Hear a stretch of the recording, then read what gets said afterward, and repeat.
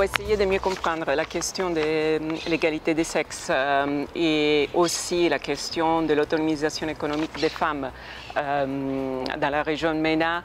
laissez-moi partager avec vous quelques statistiques.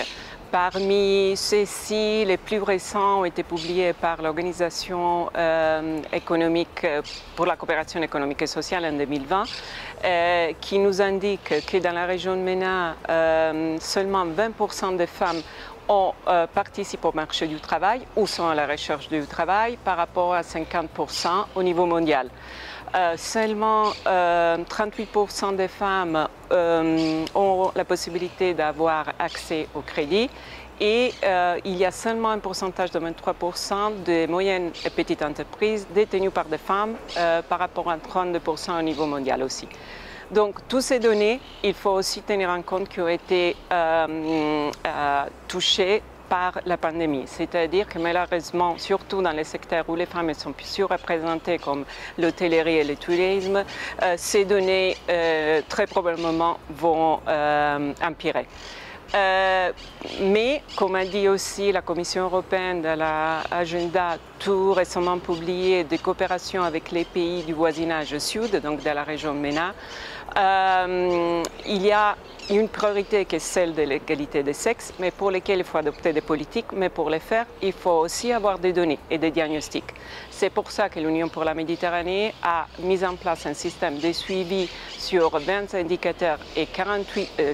sous-indicateurs dans lesquels on attaque les sujets de l'autonomisation économique des femmes,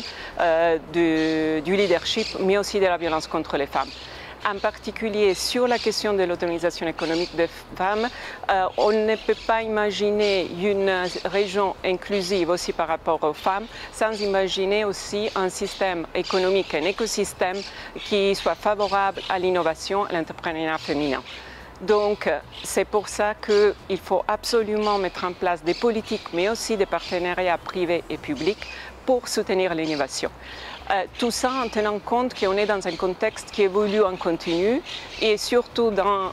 tout ce que le contexte post-Covid dans lequel le digital est le futur, il faut aussi investir beaucoup dans la formation pour les femmes, dans la communication digitale et dans l'innovation technologique. C'est pour ça que aussi l'UPM, dans les prochaines Women Business Forum qui aura lieu les 6 et 7 juillet en ligne, va se centrer sur